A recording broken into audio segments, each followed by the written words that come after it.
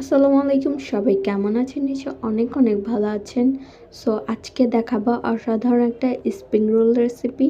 So এটার জন্য একটা বোলের মধ্যে ময়দা দিয়ে ডিম মাখতে হচ্ছে।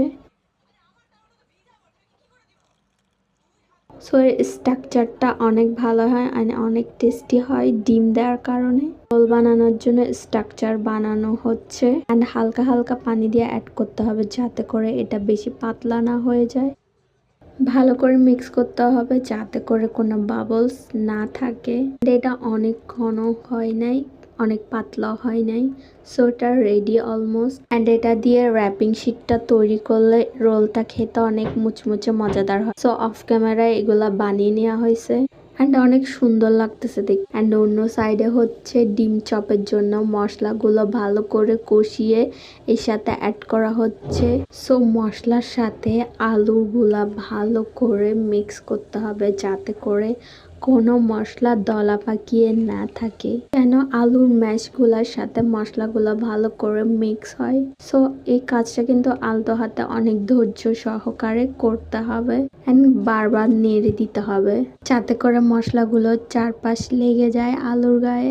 ফার্স্টে কিন্তু মশলাগুলো ভালো করে কষিয়ে নিতে হবে, 5 মিনিটের মতো এটাকে নাড়তে হবে চুলায়। ভালো করে মিক্স হয়ে যাওয়ার পরে এটা কিন্তু ঠান্ডা করে নিতে হবে। সো এটা অলমোস্ট রেডি অ্যান্ড এটাকে ঠান্ডা করার পালা। সো আমরা যে ডিমগুলো অ্যাড করব সেগুলো স্লাইস করে রাখা হয়েছে অ্যান্ড এটাকে হাতে নিয়ে র্যাপ করা হচ্ছে। হাতে কিন্তু তেল মাখিয়ে নিতে হবে যাতে করে হাতে লেগে না যায়। অ্যান্ড এটাকে রাউন্ড শেপ করে এটার মাঝখানে হচ্ছে ডিম দেওয়া হবে অ্যান্ড এই কাজটা কিন্তু অনেক কেয়ারফুলি করতে হবে যাতে করে রাউন্ড শেপটা কোনো সাইডে ফাঁকা না থাকে অ্যান্ড বাবলস না থাকে। মাঝখানে হচ্ছে ডিমের স্লাইসটা দিয়ে এটাকে র্যাপ করা হচ্ছে। সো এটা কিন্তু অনেক কেয়ারফুলি করতে হবে অ্যান্ড দোনো সাইডে এটাকে র্যাপ করে দিতে হবে যাতে করে ভালো করে কাভার আপ হয়ে যায়। তো অন্য সাইডে হচ্ছে আমাদের রোল রেডি অ্যান্ড এটা হচ্ছে ভাজার পালা। সো এই রোলটা কিন্তু খেতে অনেক অনেক টেস্ট হয়। ময়দা হচ্ছে আলাদা করে গুলে অ্যান্ড র্যাপিং সেট তৈরি করে যে রোলটা তৈরি করা হয় খেতে কিন্তু অসাধারণ হয় অ্যান্ড অনেক মুচমুচে। সো এই ধরনের স্প্রিং রোল বাসায় বানানো অবভিয়াসলি দরকার।